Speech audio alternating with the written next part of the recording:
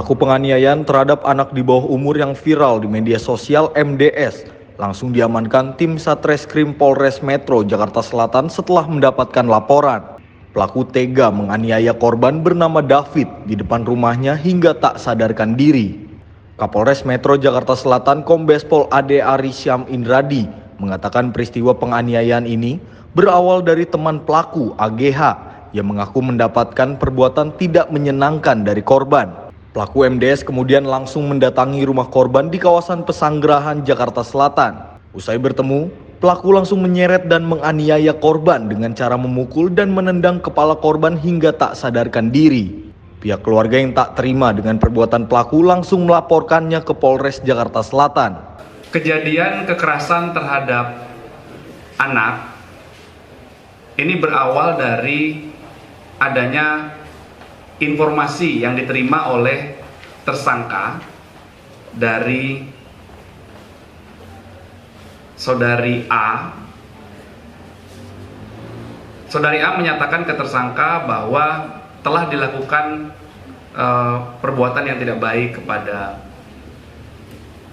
saksi A. Kemudian atas informasi tersebut, beberapa hari sebelum kejadian, tersangka mencoba mengkonfirmasi hal tersebut kepada korban. Kemudian korban tidak menjawab dan tidak bisa bertemu. Akhirnya pada tanggal 20 Februari, saksi A itu menghubungi lagi korban dan menyatakan ingin mengembalikan kartu pelajar milik korban.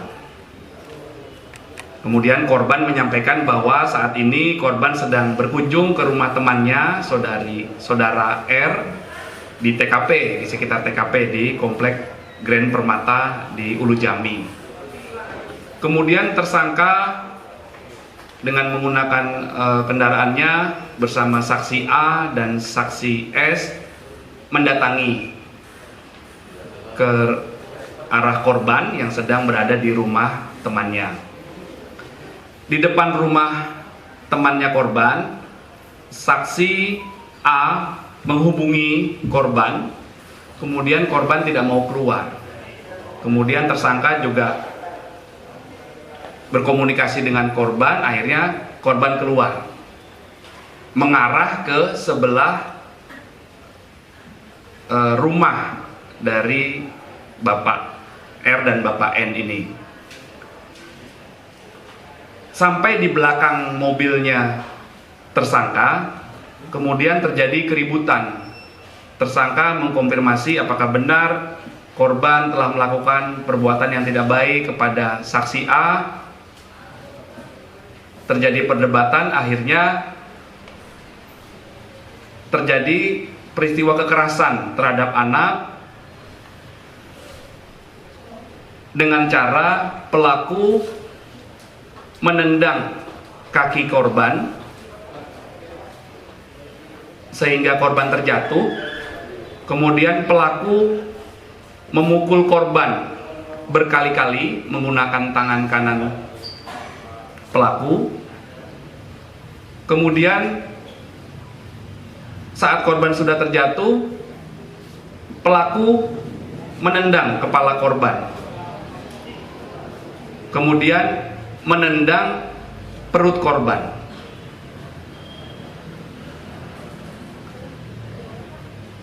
Beberapa saat kemudian datanglah orang tua temannya korban, Bapak R dan Ibu N yang berada di sekitar TKP, mencoba menolong korban. Dan Bapak R menghubungi security komplek, yang akhirnya security datang, dan security menghubungi Polsek Pesanggerahan. Kemudian Ibu R dan Bapak R dan Ibu N membawa korban ke rumah sakit Medika Permata Hijau untuk melakukan pertolongan terhadap korban. Setelah mendapat laporan dari petugas security di Grand Permata Cluster Boulevard ini, petugas kepolisian dari Polsek Pesanggerahan datang dan langsung mengamankan orang-orang yang ada di TKP, yaitu saudari A, kemudian pelaku MDS, dan juga saksi S. Kemudian dibawa ke Polsek, kendaraan juga dibawa, kemudian dilakukan pemeriksaan, kemudian penyidik ada yang berangkat bersama Kapolsek Kebayoran Lama waktu itu, karena lokasi Rumah Sakit Medika Permata Hijau adalah di Kebayoran Lama. Saya mendapatkan informasi itu, Kapolsek Kebayoran Lama saya perintahkan untuk memastikan keadaan korban. Kapolsek Kebayoran Lama datang ke sana bersama penyidik dari Polsek Pesanggerahan. Kemudian kami lakukan olah TKP, pemeriksaan saksi-saksi. Kemudian ada beberapa barang yang kami amankan, antara lain sepatu yang digunakan oleh pelaku atau tersangka, kemudian handphone yang digunakan oleh tersangka untuk berkomunikasi, kemudian kendaraan milik tersangka juga telah kami amankan. Berdasarkan keterangan saksi-saksi, barang bukti, dan alat bukti yang kami dapatkan, maka kemarin kami telah menetapkan saudara MDS sebagai tersangka, dan kami telah melakukan penahanan terhadap saudara MDS yang berusia 20 tahun. Dari informasi yang beredar di media sosial, pelaku yang berusia 20 tahun merupakan anak dari pejabat Dirjen Pajak Kanwil Jakarta Selatan. Untuk mempertanggungjawabkan perbuatannya, pelaku dijerat pasal 351 KUHP tentang penganiayaan dengan ancaman hukuman 5 tahun penjara. Dari Jakarta, tim liputan melaporkan untuk Sinpo TV.